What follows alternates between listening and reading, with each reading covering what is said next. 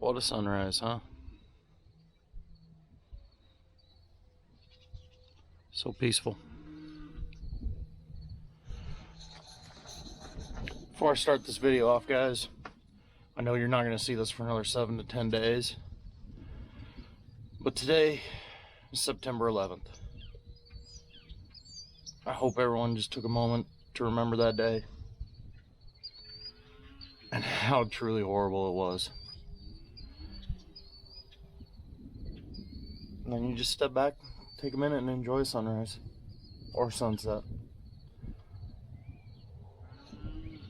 Let's get this day going, huh?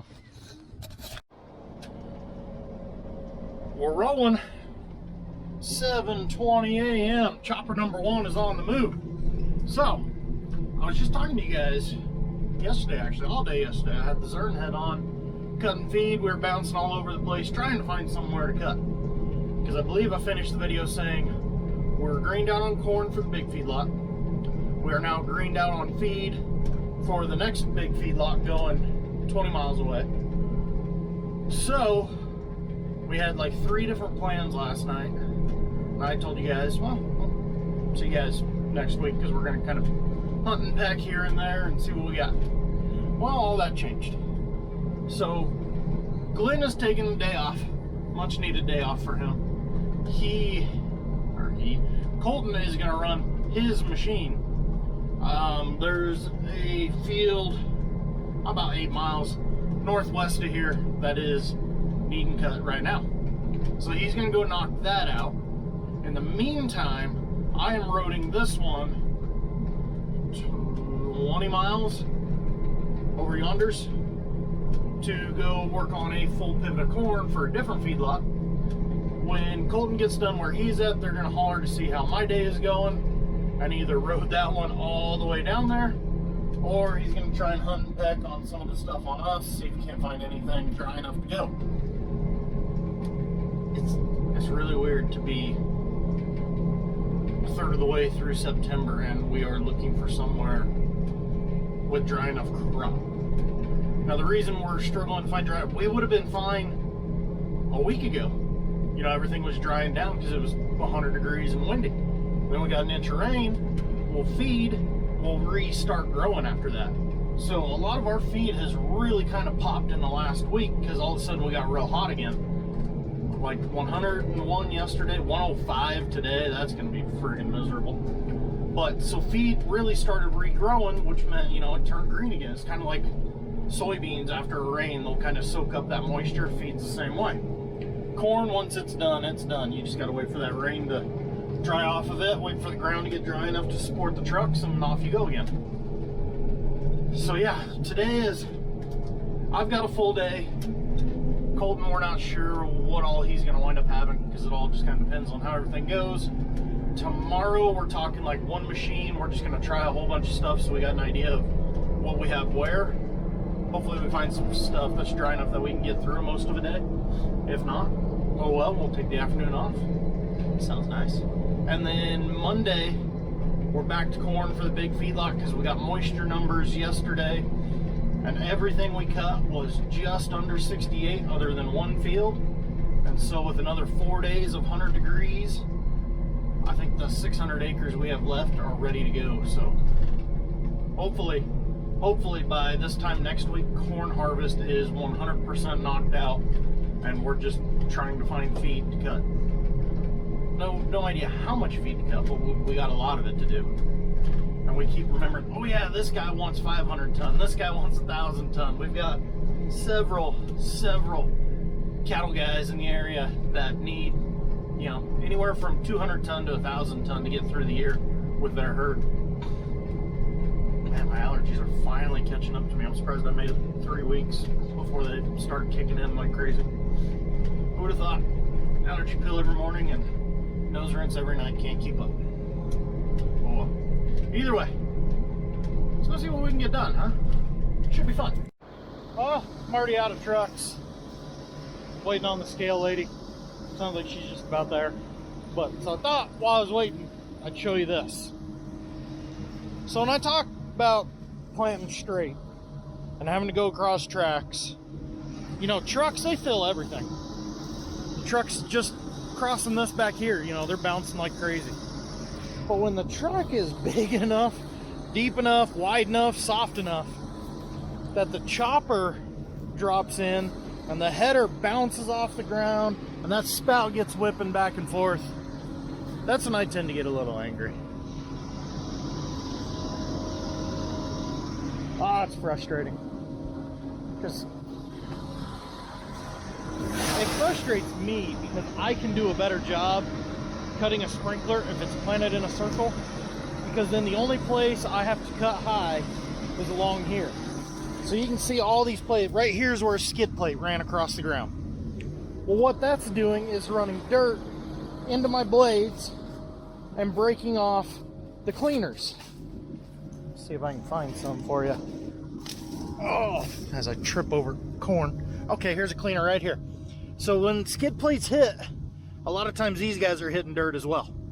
This is what cleans out all the debris to let these spin freely, do what they need to do without any trouble.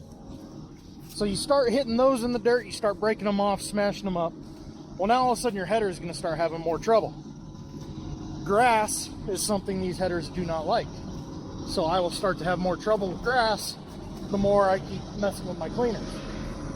The other problem is, economically, for everybody, what I do when I come to tracks like this is I raise that header up.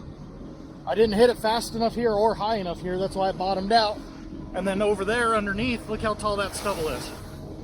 If this is planted in a circle, I cut the whole field with those skid plates tapping the ground.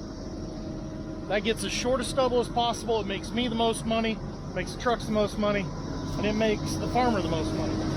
When I constantly do this with the header up and down, I leave a lot of stubble out here. Farmer's upset. I'm pissed because it looks like crap. But at the end of the day, it's a $1 million piece of equipment. You gotta do what you gotta do to protect it, right? One thing that never gets old though is the joy of punching a hole. Don't know if I'm gonna make it with him. I wonder if I got another truck coming in. Now, don't get me wrong, there's situations where you need a plant straight. You know, if you got a hillside, you know, plant across it to try and keep water from running off. Understandable. Tillage setups, you know, if you have a strip till and worry about trying to be able to mimic that around the circle, that makes sense.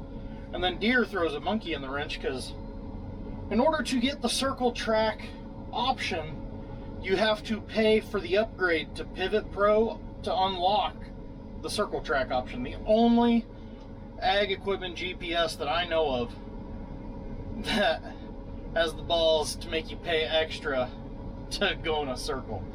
That is infuriating. So all of our purchases anymore, whenever we kind of figure out a price, we tell them, okay, we're going with that number and you're including that stupid unlock.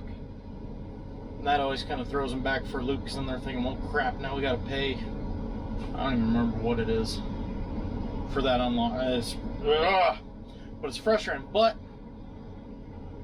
it drives me nuts whenever something could be planted in a circle gets planted straight, because hit a rough track over there with a truck, bracket broke, air conditioner condenser went into the fan, destroyed the fan.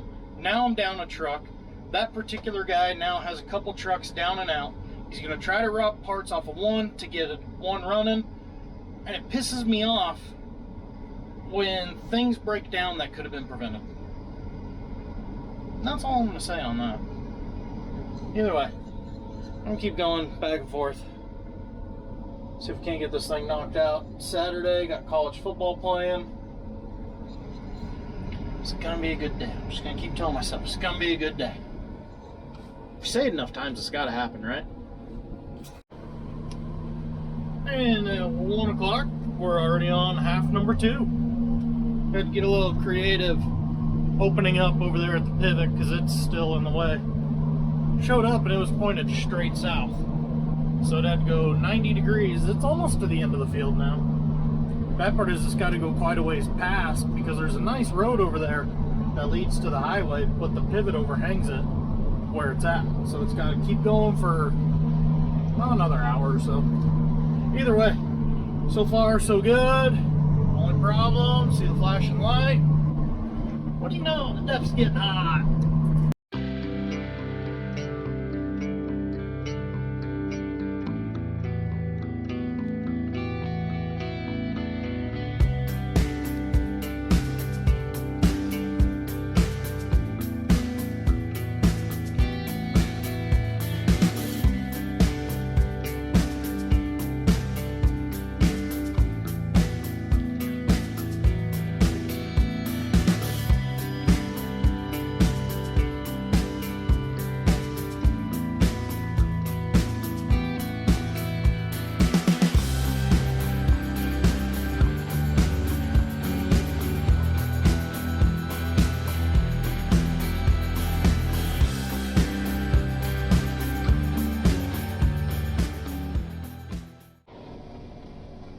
And there you have it.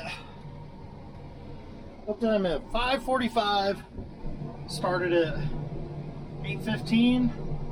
Did a lot of waiting on trucks this morning. Been dealing with DEF problems all afternoon. Oh man, I am so sick and tired of DEF problems. But check it out. So the acreage count, I don't even know if you can read that the way it's flickering. So the acreage count right there says 134.9. That's going to be a little exaggerated because of overlap. Oh. Like I said, I'm so tired of DEF codes. Anyways, shut this off. Let it recycle. I was going to point out the yield monitor has it right at 1,700 ton. I haven't calibrated that once yet this year, and I just found out that it's about 200 ton off, or 250, so right at 2,000 ton from 8:30 to 5:30 and all these problems. So that is what I would call a great day.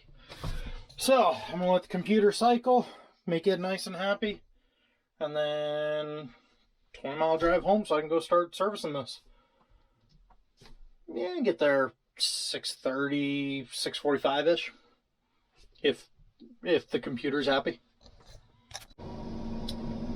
Nothing quite like trying to blow this thing off with no wind. Makes for a miserable experience.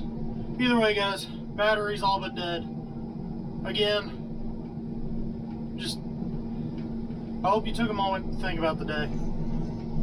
Got an awesome sunset. I'll see all you guys next week.